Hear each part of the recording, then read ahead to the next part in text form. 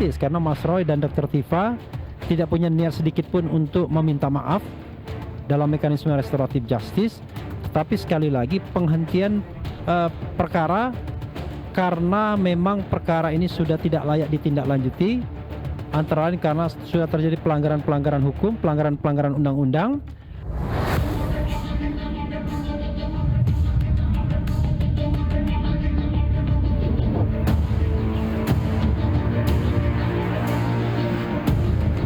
Kalau memang fair dan kalau jujur sudah lewat dari 14 hari, bahkan lewatnya lebih 70 hari, jadi total 84 hari dari aturan yang ada di KUHP, ini seharusnya sudah berhenti ya, dan sudah dihentikan dan bahkan dinyatakan kasus ini tidak layak dilanjutkan lagi. Jadi ini yang namanya demi hukum, karena kan ada sekitar 10 syarat untuk penghentian perkara itu.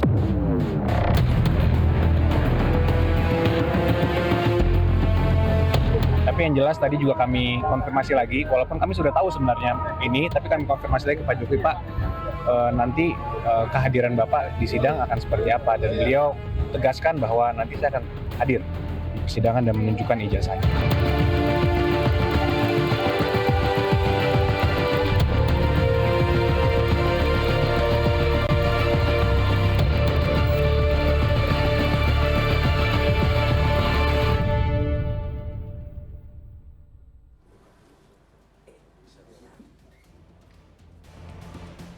Disiarkan langsung dari Studio 2 CNN Indonesia.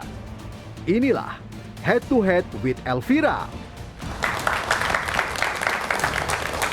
Selamat malam. Polemik dugaan ijazah palsu Presiden ke-7 Republik Indonesia Joko Widodo kembali memanas. Tim kuasa hukum Roy Suryo dan Dr. Tifa mendesak kepolisian menerbitkan SP3 karena perkara ini dinilai cacat prosedur.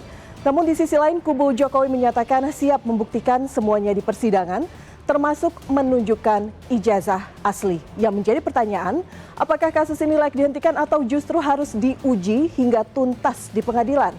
Kita akan bahas malam ini bersama para narasumber yang sudah hadir di studio. Kami undang yang pertama tersangka dan juga peneliti ijazah Jokowi, Roy Suryo. Mas Roy, selamat malam. Malam, malam. Apa kabar? Silakan Mas Roy. Oke, thank you. Dan saya undang kuasa hukum Roy dan Tifa, Refli Harun. Bang Refli, selamat malam. Oh gini salamnya beda nih kalau kuasa hukum. Karena lagi flu soalnya. Saya undang kuasa hukum Jokowi, Rifai Kusumanegara. Bang Rifai, selamat malam. Silakan Bang Rifai. Dan juga saya undang kuasa hukum Rismon Sianipara, Jamada Girsang. Bang Jamada, selamat malam. Ini pertama kali di studio Head to Head ini. Ya, pertama kali. Silahkan Bang Jamada. Kenal. Salam kenal. Dan di sebelah kanan saya sudah hadir saksi ahli kubu Roy Suryo, sekaligus Wakapolri periode 2013-2014 Komjen Pol Purnawirawan Ugroseno. Pak Ugros, selamat malam. Dan di sebelah kiri kami juga sudah hadir relawan Jokowi, David Pajung. Selamat malam Bang David. Malam. Saya ke kubunya Mas Roy terlebih dahulu karena semakin kuat desakan SP3. Karena katanya udah kadaluarsa ya Mas Roy. Nah, kalau menurut orang yang mengerti hukum, saya tidak terlalu mengerti hukum. Di sini makanya ada Bang Refli, ada juga Pak Ugro. Kan sekarang ada aturan yang baik itu melalui KUHP lama dan KUHP baru. Detailnya beliau-beliau lah. Tapi saya sendiri merasakan, ya ini perkara kok aneh banget gitu loh. Saya orang yang malah justru sekarang tuh benar-benar terkorbankan gitu. Sudah dicekal, wajib lapor tiap minggu gitu, nggak jelas gitu. Kalau memang ini memang Polda nggak bisa kemudian membuat bukti-buktinya, menersangkakan, dan yang saya dengar sudah dilimpahkan kabarnya tanggal 13 Januari yang lalu. Ke Kejaksaan. Kemudian ke Kejaksaan. Kemudian saya dengar balik tanggal 26. Kemudian setelah itu nggak balik lagi, lama banget. Padahal di aturan kan ada waktunya itu Mbak. Ya harusnya itu sudah ada luarsa gitu loh. Dan makanya saya mendesak itu, ini yang penting banget ya bagi semua pemirsa Head to Head, bahwa kalau ada keterangan dari kuasa hukum kami, bahwa kami mendesak adanya penghentian kasus ini. Bukan kami minta-minta RJ loh, sama sekali enggak. Karena apalagi ada dari pihak-pihak yang katanya sok ngerti hukum tapi enggak ngerti. Oh itu hanya ada dua cara, yaitu RJ dan kemudian praper. Enggak, tidak sepicik itu gitu loh. Banyak sekali, ada sekitar 10 syarat untuk menghentikan perkara. Ya, jadi artinya kami melakukan semua cara itu, termasuk kami juga melakukan misalnya menanyakan kepada MK waktu itu. Ya, kemudian kami juga menanyakan kepada Kejaksaan Tinggi DKI, ya audiensi resmi, dan juga kita juga terima juga audiensi di Kejaksaan Agung dan diterima oleh Wakil Jaksa Agung. Responnya apa itu? Resmi. Nah, nanti responnya yang menghadap saya. Saya tahu diri, Oke. saya tidak boleh sebagai orang yang berperkara masuk. Respon sianipar. Nah, itu Ini saya kuasa kangen hukumnya di itu. Itu saya kangen tuh. Katanya mau tampil di TV, nggak tampil-tampil dia. Gitu loh, gitu sembunyi dia. Oke, gitu. jadi Ya. setidaknya sekarang Anda merasa tersandra begitu ya? Iya, Karena makanya- status cekal masih melekat. Tapi jangan kemudian dianggap kalau kami ini meminta itu stop. Ijazahnya kemudian tidak dikejar, ijazah harus dikejar. Karena penersangkaan saya sampai nanti persidangan saya itu nggak akan membuktikan ijazahnya asli atau palsu kok. Itu hanya syahwat aja yang mau mengejar kami untuk kami itu ditersangkakan dengan kasus pencemaran nama baik atau fitnah. Itu aja, nggak akan membuktikan ijazah. Makanya ijazah itu harus dibuktikan di tempat lain. Contohnya kemarin juga udah ada sidang baru kemarin di Solo, ya, yang kemudian digugat oleh Mas Sigit. Ini dan juga gugatan baru lagi ya, Mas? Gugatan baru lagi, nanti akan banyak gugatan dan ini akan menunjukkan ketidakpercayaan terhadap ijazah yang memang palsu itu, ya 99,9% itu makin banyak dan itulah memang sudah keniscayaan Oke. masyarakat. Baik, saya ke Bang Rifai, bagaimana tanggapannya kalau kubu Mas Roy mengatakan ini udah kadaluarsa, seharusnya sudah SP3 dari kubunya Pak Jokowi sendiri menanti tidak ini? Bagaimana kelanjutan kasusnya? Ya kalau dari Pak Jokowi sih justru kita mengharapkan perkara ini segera ke persidangan agar apa? Agar tuntas ya persoalan kasus dan ijazah ini bisa diuji kembali secara terbuka melalui forum yang sah menurut hukum dan kita harapkan nanti ada hasil yang berkekuatan yang juga bisa memulihkan harkat dan martabat Pak Jokowi termasuk berbagai institusi juga yang selama ini ikut terseret ya, seperti UGM, KPU, KPUD, Kemendikti. Jadi semua yang selama ini seolah-olah dituduh ada sesuatu bisa dibersihkan. Ya, itu yang pertama. Kedua, kembali lagi ini cara pandang yang berbeda lah ya. Ini kan sudah dibahas di banyak televisi sebenarnya. Kalau kami meyakini bahwa untuk melihat perkara ini kita gunakan KUHP lama. Gitu ya. Yang bicara bukan saya, yang bicara pasal 361. Ya, ini saya bacakan ya biar clear. Karena kalau selalu berputar-putar dengan persepsi repot gitu ya. Di pasal 361 ini jelas huruf A. Jadi pasal 361 dari KUHP itu sendiri, KUHP baru ya. Iya, KUHP baru. Pada saat undang-undang ini mulai berlaku, A. Perkara tindak pidana yang sedang dalam proses penyidikan dan atau penuntutan, penyidikan atau penuntutannya diselesaikan berdasarkan Undang-Undang Nomor 8 Tahun 1981. Artinya, ini kan penyidikan sudah mulai sejak 15 April 2025. Undang-undang ini berlaku 2 Januari 2026. Berarti dia masuk ke huruf A. Sehingga perkara ini termasuk penuntutannya harus diselesaikan berdasarkan KUHP lama. Nah, sementara teman-teman selalu melihatnya dari KUHP baru ya udah beda kacamata. Tapi kembali lagi, ini kan udah hukumnya yang bicara seperti itu. Sudah jelas aturan mainnya seperti itu. Jadi tidak mungkin juga ini dilihat dari kacamata KUHP baru. Dan mohon maaf, penyidikan kan bukannya di sini aja. Saya juga sedang mendampingi penyidikan di banyak tempat gitu ya. Sampai di daerah semua menggunakan KUHP lama. Dan ini sudah Koreksi Pak Rifai, sudah bisa dimulai 15 April, Jokowinya baru lapor 30 April kok. Iya, 30 April ya. 30 April. Salah kan? Kita sampaikan. Jadi kembali lagi ini kan berlakunya penyidikannya sudah berjalan sebelum undang-undang ini berlaku. Jadi kembali lagi ini soal persepsi yang berbeda. Nah, bicara KUHP lama, ya memang di KUHP lama itu alasan penghentian itu kan terbatas. Tidak terbuktinya tuduhan, kedua yang dituduhkan bukan tindak pidana, ketiga demi hukum. Demi hukum yang selama diangkat oleh teman-teman kan persoalan tidak dipenuhinya petunjuk dalam waktu 14 hari. Kembali lagi betul ada norma itu, tapi norma itu bersifat timeline dan tidak ada sanksinya. Di sisi lain, mohon maaf ya, ini sudah jalan dari zaman dulu gitu ya. Artinya selama ini soal 14 hari ini kan kembali ke posisi penyidikan. Contoh, kalau petunjuknya misalnya sampai 30 item, apa mungkin diselesaikan dalam waktu 2 minggu? Kedua, beda penyidik ibu kota dengan penyidik di daerah. Mungkin penyidik di daerah dalam waktu berjalan hanya menangani 3 perkara. Tapi kalau penyidik ibu kota itu bisa dalam waktu berjalan, dia menangani 20 perkara.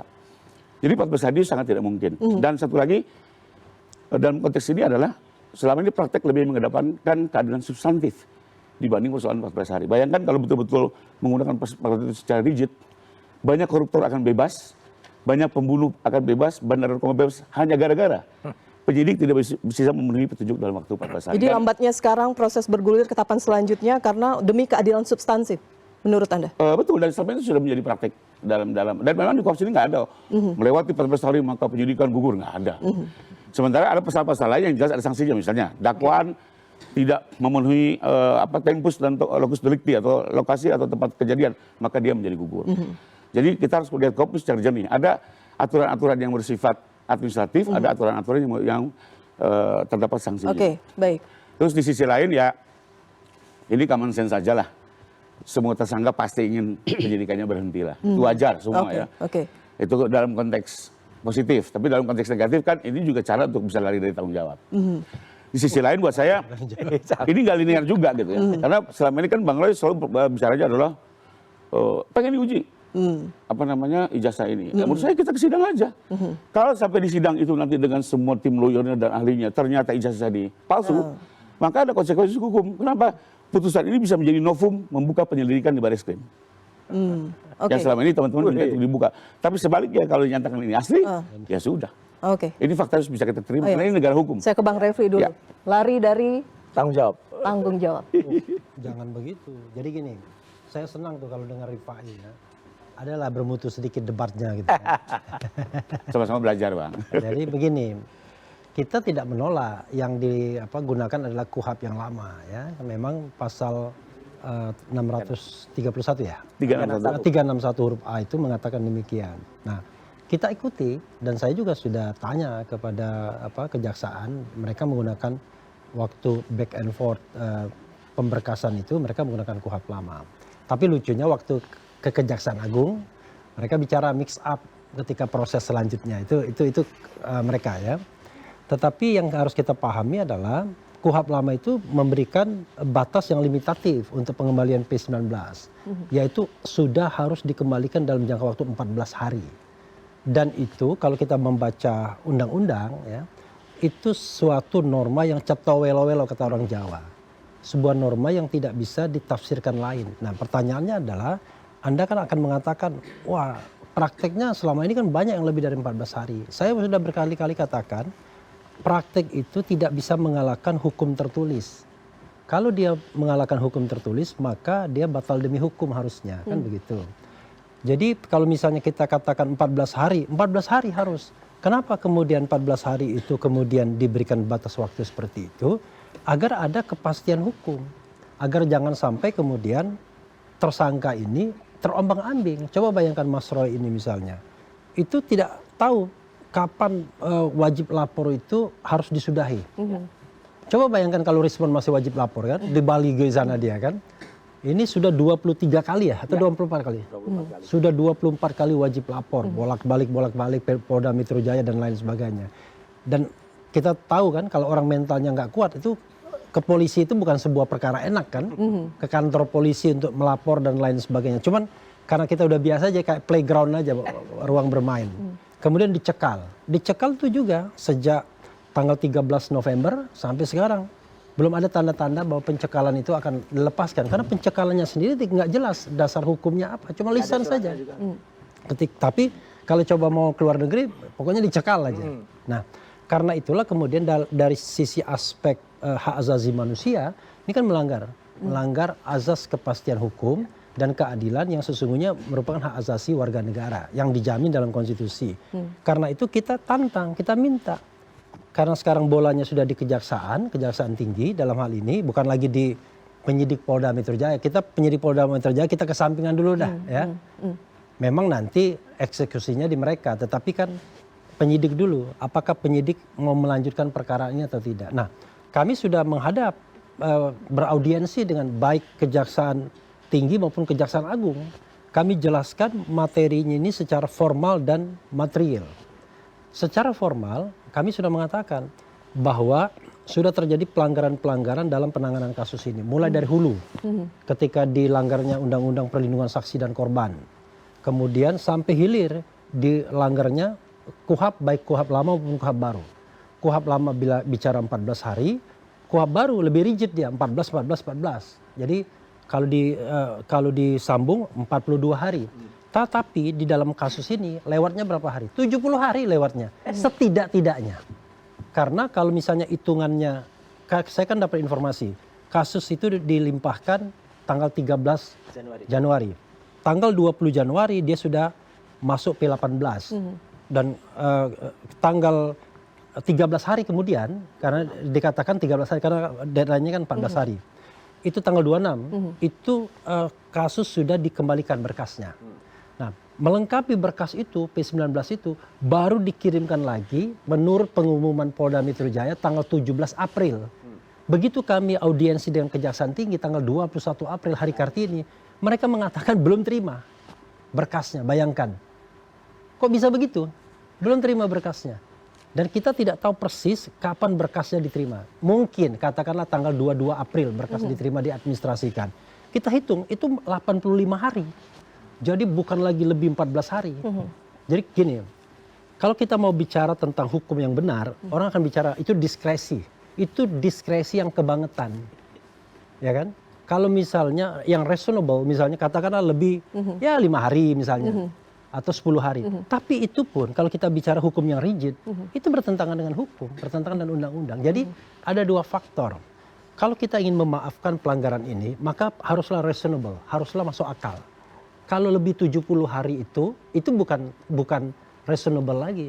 Itu menggantung orang sampai nggak jelas. Nah, karena itulah kami katakan ya, alasan untuk menghentikan penyidikan itu tidak hanya alasan restoratif justice, tapi alasan yang menyebabkan sebuah kasus tidak lagi justified karena sudah terjadi pelanggaran hukum.